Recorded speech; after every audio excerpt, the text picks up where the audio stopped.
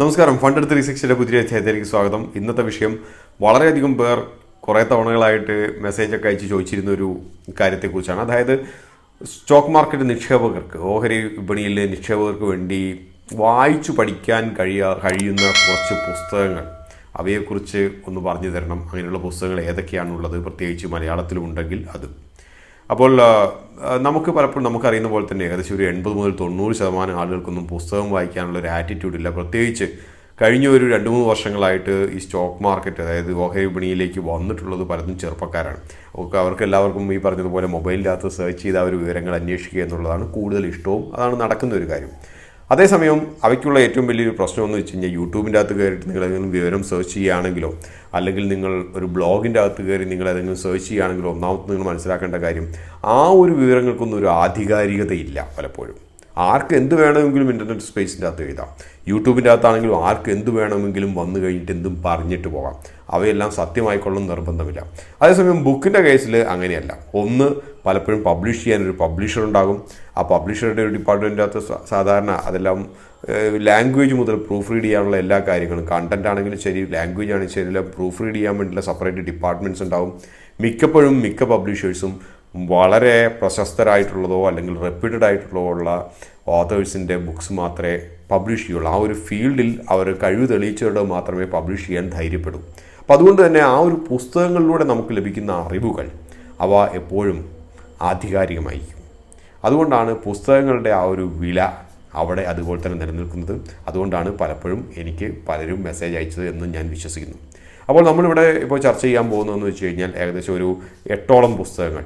അവയിൽ ഏകദേശം 4ഓളം പുസ്തകങ്ങളൊക്കെ മലയാളമാണ്. അപ്പോൾ ഞാൻ തിരഞ്ഞെടുത്തിട്ടുള്ള കുറച്ച് 8ഓളം പുസ്തകങ്ങളാണ്. അപ്പോൾ മലയാളത്തിലോ ഇംഗ്ലീഷിലോ ഉള്ള സ്റ്റോക്ക് മാർക്കറ്റ് ബുക്സിനെ കുറിച്ച് നോക്കിക്കഴിഞ്ഞാൽ അതൊരു കണ്ടമാനം കിടക്കുന്നുണ്ട്. മലയാളത്തിൽ കാര്യമായിട്ടില്ലെങ്കിൽ പോലും ഇംഗ്ലീഷിലും ഹിന്ദിയിലും കണ്ടമാനം പുസ്തകങ്ങൾ കിടപ്പുണ്ട്. അവയിൽ തന്നെ നമുക്ക് വായിച്ചാൽ പ്രയോജനമുണ്ട് എന്ന് തോന്നുന്ന പുസ്തകങ്ങൾ സത്യം പറഞ്ഞാൽ കയ്യിലെണ്ണാവുന്നവ മാത്രമേ ഉള്ളൂ. ഒന്നുകിൽ ആശാന്റെ നെഞ്ചത്ത് അല്ലെങ്കിൽ കളരിക്ക് പുറത്തെന്ന് പറയുന്ന പോലെയാണ്, ഒന്നുകിൽ വളരെയധികം തിയറട്ടിക്കലി ഓറിയൻറ്റഡ് ആയിട്ടുള്ള ബുക്സാണ്. ഒരു തിയറട്ടിക്കൽ അപ്രോച്ചാണ്, വളരെ അക്കാഡമിക് ആയിട്ടുള്ള അപ്രോച്ചാണ്. അതായത് ഇതിൻ്റെ അണ്ടർലൈങ് പ്രിൻസിപ്പിൾസിനെ കുറിച്ചൊക്കെ ഉള്ളതാണ്. പലപ്പോഴും ഒരു സ്റ്റോക്ക് മാർക്കറ്റ് നിക്ഷേപനെ സംബന്ധിച്ച് അത്രയധികം ഒന്നും അറിയേണ്ട ആവശ്യം വരില്ല. അല്ലെങ്കിൽ വളരെ സർഫസ് ലെവലിലുള്ളതാണ്. വളരെ സർഫസ് ലെവൽ എന്ന് വെച്ച് കഴിഞ്ഞാൽ ഒരു സാധാരണക്കാരന്, സ്റ്റോക്ക് മാർക്കറ്റിലേക്ക് വന്നിട്ടുള്ള ഏത് സാധാരണക്കാരനും അറിയാവുന്ന കാര്യങ്ങൾ മാത്രം എഴുതി വെച്ചിട്ട് കിൻഡിൽ പബ്ലിഷിംഗ് നടത്തുന്ന പോലെ ചെയ്തിട്ടുള്ള കുറേ പബ്ലിഷിങ്. അപ്പോൾ ഇവ രണ്ടും അല്ലാതെ എന്തെങ്കിലും പ്രയോജനമുള്ള കുറച്ച് പുസ്തകങ്ങളെന്ന് തോന്നിയ ചില പുസ്തകങ്ങൾ, ഹാൻഡ് പിക്ക് ചെയ്തിട്ടുള്ള തിരഞ്ഞെടുത്തിട്ടുള്ള കുറച്ച് പുസ്തകങ്ങൾ മാത്രമാണ് നിങ്ങളുടെ മുമ്പിൽ ഞാനിവിടെ അവതരിപ്പിക്കുന്നത്. അവയിൽ ഇംഗ്ലീഷുണ്ട്, മലയാളമുണ്ട്, ഞാൻ നേരത്തെ പറഞ്ഞ പോലെ തന്നെ. പോലെ അതിൽ ആദ്യമായിട്ട് ഞാൻ കാണിക്കുന്ന ഒരു പുസ്തകം എന്ന് വെച്ച് കഴിഞ്ഞാൽ ഈ ഒരു പുസ്തകമാണ്. അതായത് വായിക്കാൻ കഴിയുമെന്ന് ഞാൻ കരുതുന്നു. ഈ പുസ്തകം trade like A stock market wizard. ഇത് മാർക്ക് മൈനർവിനിയുടെ ഒരു പുസ്തകമാണ്. ഒരു ബെസ്റ്റ് സെല്ലറായിരുന്നു പല വർഷങ്ങളും. അപ്പോൾ ഇദ്ദേഹത്തിൻ്റെ ഒരു പ്രധാനപ്പെട്ട ഒരു കാര്യമെന്ന് വെച്ച് കഴിഞ്ഞാൽ നമുക്ക് പറയുന്നത് പുള്ളിയുടെ ഒരു സ്പെസിഫിക് എൻട്രി പോയിൻ്റ് അനാലിസിസ്, അതായിരുന്നു പുള്ളിയുടെ ആ ഒരു കാലത്ത് ഉള്ള ഏറ്റവും ഫേമസ് ആയിട്ടുള്ള ഒരു തിയറി ആയിട്ട് പുട്ട് ഫോർവേഡ് ചെയ്തിരുന്നത്. അപ്പോൾ ഇത് തുടങ്ങുന്നതെന്ന് വെച്ച് കഴിഞ്ഞാൽ വളരെ ഒരു ഇൻട്രസ്റ്റിംഗ് ആയിട്ട്, ഒരു ഈസി ആയിട്ട് വായിക്കാൻ പറ്റിയ രീതിയിലൊക്കെ തന്നെയാണ്. ഞാനത് കുറേ വർഷങ്ങൾക്ക് മുമ്പ് വായിച്ചതാണ്. അപ്പോൾ അത്ര കാര്യമായി എന്തുമാത്രം നമുക്ക് ഇതിൻ്റെ അകത്തുനിന്നും എനിക്ക് ഓർമ്മിച്ചെടുക്കാൻ കഴിയുമെന്നൊക്കെ ഉള്ളതൊക്കെ ഒരു ചോദ്യമൊക്കെ തന്നെയാണ്. എങ്കിലും ഞാൻ 2-3 ദിവസങ്ങളൊക്കെ എടുത്തത് ഇതിന് വേണ്ടിയിട്ടൊക്കെ തന്നെയായിരുന്നു. ഇതൊക്കെ ഒന്ന് അറ്റ്ലീസ്റ്റ് ഇതിനകത്ത് കൂടി ഒന്നും കൂടി നോക്കാമെന്ന് കരുതാൻ. അപ്പം ഇതൊരു വളരെ സിമ്പിളായിട്ടുള്ളൊരു പുസ്തകമാണ്. ലാംഗ്വേജ് വൈസ് നോക്കുകയാണെങ്കിലും വളരെ സിമ്പിളായിട്ടുള്ളതാണ്. സ്പെസിഫിക് എൻട്രി പോയിൻ്റ് അനാലിസിനെ കുറിച്ച് വളരെ വിശദമായി പറയുന്നുണ്ട്. നമുക്ക് സ്പെസിഫിക് എൻട്രി പോയിൻ്റ് അനാലിസിസ് എന്താണെന്നുള്ളതിനെക്കുറിച്ചൊക്കെ നമുക്ക് മറ്റൊരു വീഡിയോയിൽ വേണമെങ്കിൽ നമുക്ക് പ്രതിപാദിക്കാവുന്നതാണ്. അത് വിട്ടേക്കുക, വായിക്കാൻ പറ്റുന്നവർ വായിക്കുക. പിന്നെ ഇൻഡസ്ട്രി ഗ്രൂപ്പ്സ്, ഫണ്ടമെൻ്റൽസിനെ കുറിച്ച് നമ്മൾ എന്തുകൊണ്ട് വളരെയധികം ബോധേഡ് ആകണം, നമ്മൾ trends, go with the trends എന്നൊക്കെ നമ്മൾ പറയുകയാണെങ്കിൽ പോലും ടെക്നിക്കൽസിൻ്റെ മുകളിൽ വളരെയധികം സ്പെസിഫിക്കായിട്ട് നമ്മൾ ബോധർ ചെയ്യുന്നു, അതിൻ്റെ മുകളിൽ നമ്മൾ ടൈം ഇൻവെസ്റ്റ് ചെയ്യുന്നുണ്ടെങ്കിൽ പോലും ഫണ്ടമെൻ്റൽസ് എന്തുകൊണ്ട് ശ്രദ്ധിക്കണം എന്നുള്ള കാര്യങ്ങളെ കുറിച്ചൊക്കെ ഇതിനെക്കുറിച്ച് പറയുന്നുണ്ട്. അതേപോലെ തന്നെ വളരെ നല്ല രീതിയിൽ തന്നെ റിസ്ക് മാനേജ്മെൻറ്റിനെ കുറിച്ച് നന്നായിട്ട് ഇതിൻ്റെ അകത്ത് പറയുന്നുണ്ട്. അപ്പം കഴിയുന്നവർ ഈ ഒരു പുസ്തകം വാങ്ങിച്ചിട്ട് വായിക്കാൻ ശ്രമിക്കുക. ഇത് നിങ്ങൾക്ക് വായിച്ചു കഴിഞ്ഞാൽ, കുറച്ച് സമയമെടുത്ത് വായിച്ചാൽ പോലും നിങ്ങൾക്കത് ജീവിതത്തിലൊരു അസറ്റ് തന്നെയായിരിക്കും. അതൊരു സമ്പത്തായി തന്നെ നിലനിൽക്കും. രണ്ടാമത്തെ പുസ്തകം എന്ന് പറയുന്നത് ഇതാണ്, how to make money trading with candlestick chart. അപ്പോൾ ടെക്നിക്കൽസ് വളരെയധികം ഇൻട്രസ്റ്റഡ് ആയിട്ടിരിക്കുന്നവർക്ക് സംബന്ധിച്ച് ഇതൊരു നല്ലൊരു ഹാൻഡ് ബുക്കാണ്. ഇതൊരു റിലേറ്റീവ്ലി വളരെ പുതിയൊരു പുസ്തകമാണ്, 2-3 വർഷമൊക്കെ ആയിട്ടുള്ളൂ ഇത് പബ്ലിഷ് ചെയ്തിട്ട്. അപ്പം ബാലകൃഷ്ണ സദേർക്കേഴ്സിൻ്റെ ആണ് ഇത്. അപ്പം വിഷൻ ബുക്സ് എന്ന് പറഞ്ഞിട്ടൊരു പബ്ലിഷിംഗ് കമ്പനിയാണ് ഇത് പബ്ലിഷ് ചെയ്തിരിക്കുന്നത്. അത് ലാംഗ്വേജ് വളരെ സിമ്പിളാണ്, ഇംഗ്ലീഷ് ആണെങ്കിൽ പോലും. പിന്നെ ബുക്ക് ഇപ്പോൾ നിങ്ങൾ ഇതിൻ്റെ അകത്ത് കാണുന്ന പോലെ തന്നെ ബുക്ക് നല്ല സ്പേസൊക്കെ വിട്ട് എഴുതിയിരിക്കുന്നതുകൊണ്ട് സാധാരണ ഒരു ഇന്ത്യൻ റീഡേഴ്സിന് ഇത് വായിക്കാൻ വളരെയധികം അപ്പീലിംഗ് ആയിട്ട് തോന്നും. അതെ, കാരണം ഇദ്ദേഹം അവിടെ ബാലകൃഷ്ണ സദേക്കർ ഒരു സ്റ്റോക്ക് ട്രേഡിംഗ് ഒരു അക്കാഡമിയൊക്കെ നടത്തുന്ന ആളാണ് വളരെ കാലങ്ങളായിട്ട്. അപ്പം പുള്ളിയുടെ ട്യൂട്ടോറിയൽ നോട്ട്സാണ് ബേസിക്കലി ബുക്സാക്കി മാറ്റിയത്. അപ്പോൾ ഇത് വിഷൻ ബുക്സാണ് പബ്ലിഷ് ചെയ്യുന്നത്. അപ്പോൾ ഇതിൻ്റെ എല്ലാത്തിൻ്റെയും ലിങ്ക്സൊക്കെ കഴിയുന്നിടത്തോളം ലിങ്ക്സും ബുക്കുകളുടെ പേരുകളും ഞാൻ ഡിസ്ക്രിപ്ഷനിൽ കൊടുക്കാൻ ശ്രമിക്കുന്നുണ്ട്. അപ്പോൾ നിങ്ങൾക്ക് വളരെയധികം താല്പര്യമുള്ളവർക്ക് അവയിൽ കയറി നോക്കാവുന്നതാണ്. മറ്റൊരു ബുക്കെന്ന് പറയുന്നത് 7 Secrets to Investing Like Warren Buffett. അപ്പോൾ ഇത് കുറച്ചൊരു തിയറട്ടിക്കലായിട്ടുള്ളൊരു പുസ്തകമാണ്. തിയറട്ടിക്കലായിട്ടുള്ള പുസ്തകം എന്ന് വെച്ച് കഴിഞ്ഞാൽ നമ്മൾ പെട്ടെന്ന് ഇന്ന് നമുക്ക് ട്രേഡ് ചെയ്തിട്ട് നാളെ പൈസ ഉണ്ടാക്കാമെന്ന് വിചാരിക്കുന്ന ആ ഒരു എന്താ പറയുക, നമ്മുടെ തലവേദന വരുമ്പം നമ്മൾ ആസ്പിരിനോ അല്ലെങ്കിൽ പാരസിറ്റമോളോ കഴിച്ചാൽ തലവേദന തൽക്കാലത്തേക്ക് മാറ്റാമെന്ന് കരുതുന്ന ആ ഒരു രീതിയിലുള്ളൊരു പുസ്തകമല്ല ഇത്. ഈ ഒരു പുസ്തകം വായിച്ചു കഴിഞ്ഞാൽ നമുക്ക് സത്യം പറഞ്ഞാൽ നമ്മൾ ഇതിനു മുമ്പ് വളരെയധികം നിക്ഷേപങ്ങൾ നടത്തിയിട്ടോ ട്രേഡ് നടത്തിയിട്ടോ പണം നഷ്ടപ്പെട്ടിട്ടുണ്ടെങ്കിൽ അങ്ങനെ നഷ്ടപ്പെട്ടവർക്ക് എന്തുകൊണ്ടാണ് നിങ്ങളുടെ പണം നഷ്ടപ്പെട്ടതെന്ന് തിരിച്ചറിയാൻ ഉപകരിക്കുന്ന ഒരു പുസ്തകമാണിത്. അപ്പം 7 Secrets to Investing Like Warren Buffett എഴുതിയത് വാറൻ ബഫറ്റിൻ്റെ മകൻ്റെ വൈഫ് ആയിരുന്ന മേരി ബഫറ്റും സി എന്ന് പറഞ്ഞിട്ട് ഒരു ഓഥറും കൂടിയാണ്. അവർ വളരെയധികം ഈ പറഞ്ഞ പോലെ US വർഷങ്ങളായിട്ട് അവർ ഇങ്ങനത്തെ ഓറിയൻറ്റേഷൻ പ്രോഗ്രാംസൊക്കെ വളരെയധികം നടത്തുന്നതാണ്, സ്റ്റോക്കും ഫിനാൻസിനെ കുറിച്ചൊക്കെ. അപ്പോൾ ഇതിൻ്റെ അകത്ത് പലപ്പോഴും ഇത് പേപ്പർ ബാക്ക് എഡീഷനാണ്. അപ്പോൾ ഇന്ത്യയിലേക്ക് വരുമ്പോൾ ഇതിന് ഏകദേശം ഒരു 600 രൂപയുടെ അടുത്ത് വില വരും. നിങ്ങൾക്ക് എനിക്ക് തോന്നുന്നു പല പഴയ ബുക്ക് ഷോപ്സിൻ്റെ അകത്തൊക്കെ ചിലപ്പോൾ കിട്ടിയേക്കും. ഇത് ഞാൻ വളരെ വർഷക്കാലം മുമ്പ് ഒരു പഴയ ബുക്ക് ഷോപ്പിൻ്റെ അകത്ത് നിന്ന് ഞാൻ വാങ്ങിച്ചതാണ് ചെന്നൈയിൽ നിന്ന്. ഇതിൻ്റെ അകത്ത് പ്രധാനമായും പ്രതിപാദിക്കുന്നത് സ്റ്റോക്ക് ഐഡിയാസ്. ഒരു സ്റ്റോക്ക് നമ്മൾ വാങ്ങിക്കാൻ പോകുന്നുണ്ടെങ്കിൽ ആ ഒരു സ്റ്റോക്കിനെ കുറിച്ചുള്ള ഐഡിയാസ് എങ്ങനെ നമ്മൾ കോൺസെപ്ച്വലൈറ്റ് ചെയ്യണം, എങ്ങനെ നമ്മൾ ഉണ്ടാക്കിയെടുക്കണം. അതേപോലെ തന്നെ നമ്മൾ എക്കണോമി, നമ്മുടെ മാക്രോ മൈക്രോ എക്കണോമിക്സ് അല്ലെങ്കിൽ നമ്മുടെ രാജ്യത്തിൻ്റെ എക്കണോമിക്സ് എന്തുമാത്രം ഈ നമ്മുടെ സ്റ്റോക്ക് സെലക്ഷനെ ബാധിക്കുന്നു.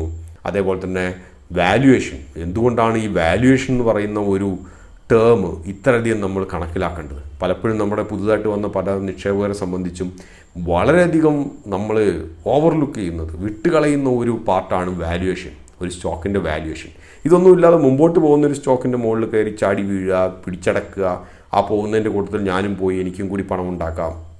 ഫിയർ ഓഫ് മിസ്സിങ് ഔട്ട് എന്ന് പറയുന്ന ഒരു സൈക്കോളജിയിൽ മാത്രം മുമ്പോട്ട് പോകുന്ന പല നിക്ഷേപകരെയാണ് നമ്മൾ ഇന്ന് പുതുതായിട്ട് കാണാനുള്ളത്. ഇതൊന്നുമല്ല, വാല്യൂ ഇൻവെസ്റ്റ്മെൻറ്റ് എന്തുകൊണ്ട് നമ്മൾ നടപ്പാക്കണം എന്നുള്ളതിനെക്കുറിച്ചൊക്കെയുള്ള വളരെ ലളിതമായി പ്രതിപാദിക്കുന്ന ഒരു പുസ്തകമാണിത്, 7 Secrets to Investing Like Warren Buffett. അടുത്ത പുസ്തകം എന്ന് പറയുന്നത് ഇതാണ്, trading in the zone. Trading in the zone എന്ന് പറഞ്ഞൊരു പ്രാക്ടിക്കൽ ആയിട്ടുള്ള ഒരു പുസ്തകമാണ്. എസ്പെഷ്യലി ട്രേഡേഴ്സിന് വേണ്ടിയിട്ട്, ഇൻവെസ്റ്റേഴ്സിനെ ഉദ്ദേശിച്ചിട്ടുള്ളതല്ല ഇത്. ട്രേഡേഴ്സിനെ പലപ്പോഴും ഉപകാരപ്പെടുന്ന ഒരു സ്ട്രാറ്റജി ഫോർമേഷന് വേണ്ടിയിട്ടുള്ളൊരു പുസ്തകമാണിത്. മാർക്ക് ഡഗ്ലസിൻ്റെ ബുക്കാണ്. അപ്പം ഇന്ത്യയിൽ ഇത് ഏകദേശം ഒരു 1600 രൂപയോളം വില വരും ബുക്ക് ഷോപ്സിൻ്റെ അകത്ത്. ഓൺലൈനിൽ ചിലപ്പോൾ ഡിസ്കൗണ്ടിൽ ലഭിച്ചേക്കും. പക്ഷേ ഈ ഒരു പുസ്തകം പലപ്പോഴും ട്രേഡേഴ്സിനെ സംബന്ധിച്ച്, അതായത് നിങ്ങൾ വേറെ ആരുടെയും സഹായങ്ങളൊന്നും എടുക്കാതെ സ്വന്തമായി നിങ്ങൾക്ക് ട്രേഡ് നടത്താനാണ് ഉദ്ദേശമെങ്കിൽ, അതേപോലെ തന്നെ നിങ്ങൾക്ക് ഒരു ട്രേഡർ എന്ന രീതിയിൽ നിങ്ങൾക്ക് നിങ്ങളുടെ ജീവിതത്തിൽ മുൻപോട്ട് വരാൻ ആഗ്രഹിക്കുന്നുണ്ട് എങ്കിൽ ഈ പുസ്തകം നിങ്ങൾ വായിച്ചു കഴിഞ്ഞാൽ വളരെ ഉപകാരപ്പെടുന്ന ഒരു പുസ്തകമാണ്. വളരെ ഉദാഹരണമായിട്ട് പറയുകയാണെങ്കിൽ, നിങ്ങളുടെ ട്രേഡിന് ഒരു റെസ്പോൺസിബിലിറ്റി ഏറ്റെടുത്ത് ആ ഒരു ട്രേഡ് നിങ്ങൾ ക്ലോസ് ചെയ്യേണ്ടത് എങ്ങനെയാണുള്ളത്. അത് ക്ലോസ് ചെയ്യാൻ വളരെ എളുപ്പമാണ്. ഒരു സ്റ്റോപ്പ് ലോസ് വെച്ച് കഴിഞ്ഞാൽ താനെ ക്ലോസ് ആയി പോയിക്കോളും, താഴോട്ട് വരികയാണ്. അല്ലെങ്കിൽ ഒരു ടാർഗറ്റ് ക്ലോസ് ചെയ്യും. ഇത് രണ്ടും സംഭവിക്കാണ്ടിരുന്നാൽ എന്ത് സംഭവിക്കും? കാരണം ഇപ്പം നിങ്ങൾ ട്രേഡർ എന്ന് പറയുമ്പോൾ നിങ്ങൾ ഡേ ട്രേഡർ ആവണമെന്ന് നിർബന്ധമില്ല. നിങ്ങൾ ഷോർട്ട് ടേം ട്രേഡർ ആയാലും മതി. അപ്പോൾ നിങ്ങളുടെ ഫണ്ട്സ് അവിടെ ഓരോ ദിവസവും മുടങ്ങിക്കിടക്കുകയാണ്. അപ്പോൾ ഈ ഒരു സിറ്റുവേഷൻ, പ്രത്യേകിച്ച് നിങ്ങൾ വല്ല മാർജിൻ അവൈൽ ചെയ്യുകയാണെങ്കിൽ എന്ത് ചെയ്യും? അപ്പോൾ ഈ ഫണ്ട്സ് നിങ്ങൾ എങ്ങനെ മാനേജ് ചെയ്യും? നിങ്ങളുടെ സൈക്കോളജി എങ്ങനെ മാനേജ് ചെയ്യും? നിങ്ങളുടെ മനസ്സിൽ പലപ്പോഴും വരുന്ന പല പ്രലോഭനങ്ങളും അവയെ എങ്ങനെ മാനേജ് ചെയ്യും? എങ്ങനെയൊക്കെയുള്ള ഒരു പ്രൊഫഷണൽ ട്രേഡർ, കാരണം മാർക്ക് ഡഗ്ലസ് ഒരു പ്രൊഫഷണൽ ട്രേഡറാണ്. അപ്പം ഒരു പ്രൊഫഷണൽ ട്രേഡർ കടന്നുപോയ വഴികളിലൂടെയും അതെങ്ങനെയാണ് അവസാനം പല നഷ്ടങ്ങൾ സഹിച്ചിട്ടൊക്കെ ആണെങ്കിലും അദ്ദേഹം പിന്നെ അത് ലാഭത്തിലുള്ള ഒരു സക്സസ്ഫുൾ ട്രേഡറായി മാറിയത് എങ്ങനെയാണെന്നുള്ളതിനെക്കുറിച്ചൊക്കെ ഉള്ളത് വളരെ സത്യസന്ധമായി തന്നെ പറഞ്ഞിട്ടുണ്ട്. പല പുസ്തകങ്ങളും നമ്മൾ വായിക്കുമ്പോൾ കാണുന്ന കാര്യം, ഇംഗ്ലീഷിലാണെങ്കിൽ ശരി, ഏത് ലാംഗ്വേജിലാണെങ്കിൽ ശരി വായിക്കുന്ന കാര്യം, പലപ്പോഴും പല പുസ്തകങ്ങളും എഴുതിയത് സത്യസന്ധമല്ല. വായിക്കുമ്പോൾ തന്നെ മനസ്സിലാവും. വളരെ തിയറട്ടിക്കലായിട്ടുള്ള കാര്യങ്ങളാണ് പലപ്പോഴും പറയുന്നത്. എക്സ്പീരിയൻസിൻ്റെ അകത്തുനിന്നോ അല്ലെങ്കിൽ എക്സ്പീരിയൻസ് അന്ന് ലഭിച്ചതുപോലും സത്യസന്ധമായി പറയാൻ പലരും മടിക്കുന്നു. അവർ പറയുന്നത് പലപ്പോഴും ഉട്ടോപ്യൻ തിയറിയാണ്.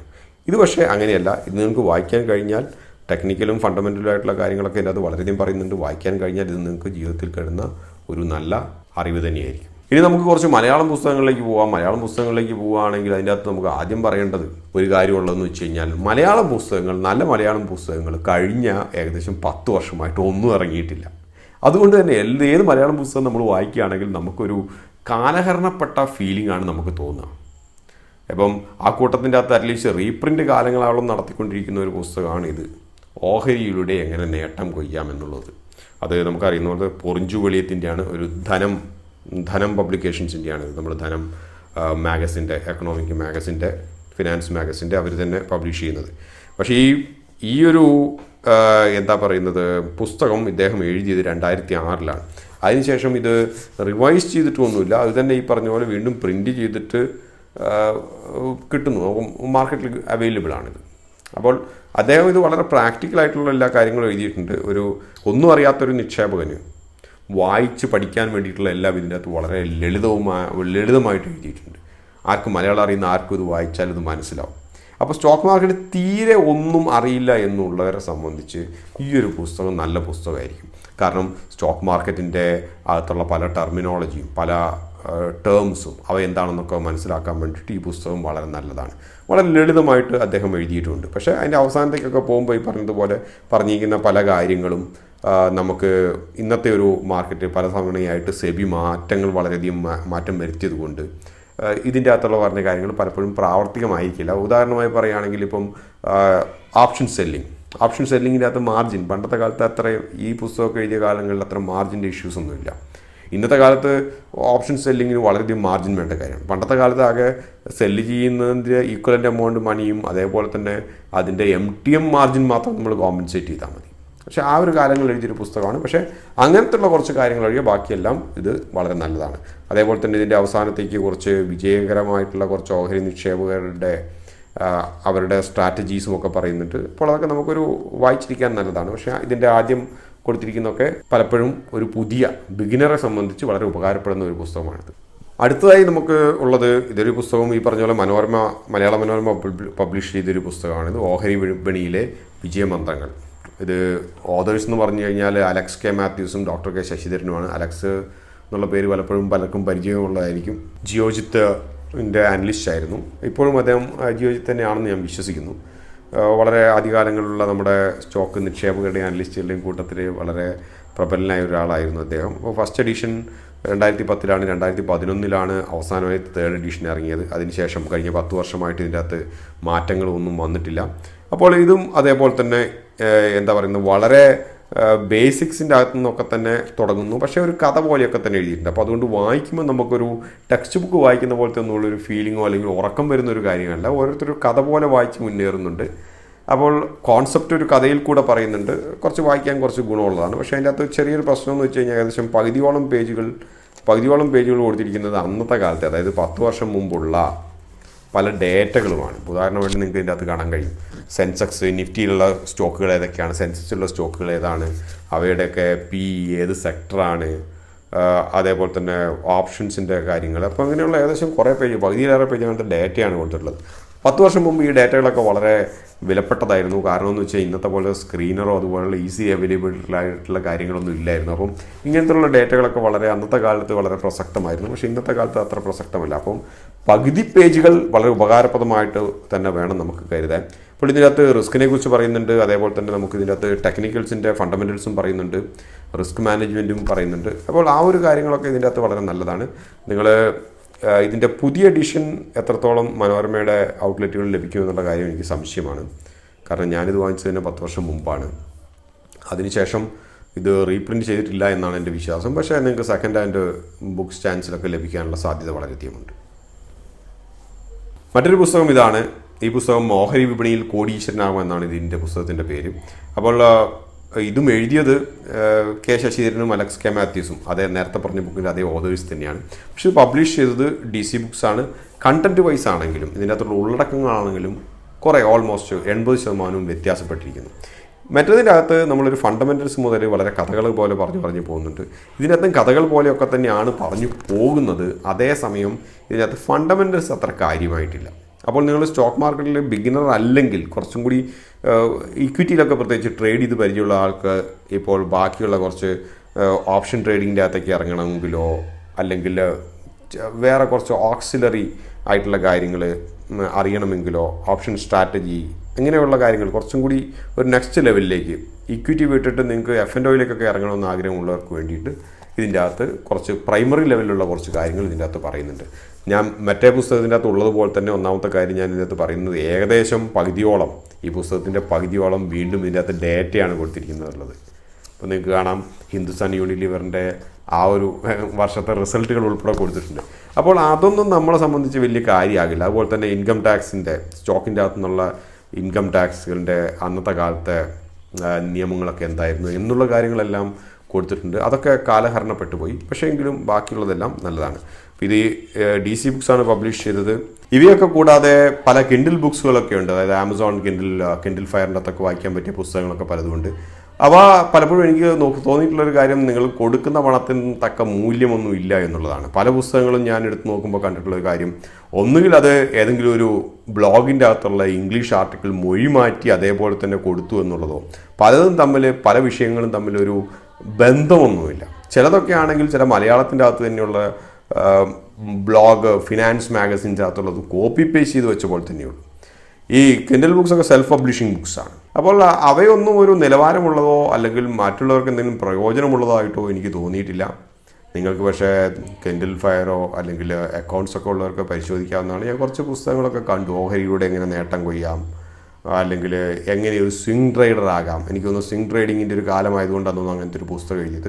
പക്ഷേ അതിൻ്റെയൊക്കെ റിവ്യൂസൊക്കെ നോക്കുമ്പം വളരെ മോശത്തിൽ നിന്നും മോശമായിട്ടുള്ളൊരു റിവ്യൂസൊക്കെയാണ്. അതുപോലത്തെ swing trading investment ratio analysis എന്നൊക്കെ പറഞ്ഞിട്ട് പലരും എഴുതിയിട്ടുണ്ട്. അനുരാഗ് ശശിധരൻ എന്നൊക്കെ പറഞ്ഞിട്ട് കുറേ പേര് എഴുതിയിട്ടുണ്ട്. പക്ഷേ അവ പലപ്പോഴും ഒരു നിലവാരത്തിനൊത്ത് ഉയർന്നുള്ളതായിട്ട് എനിക്ക് തോന്നിയിട്ടില്ല. അതേപോലെ തന്നെ വായിച്ചവരും റിവ്യൂ ഒക്കെ അതൊക്കെ തന്നെയാണ് എഴുതുന്നത്.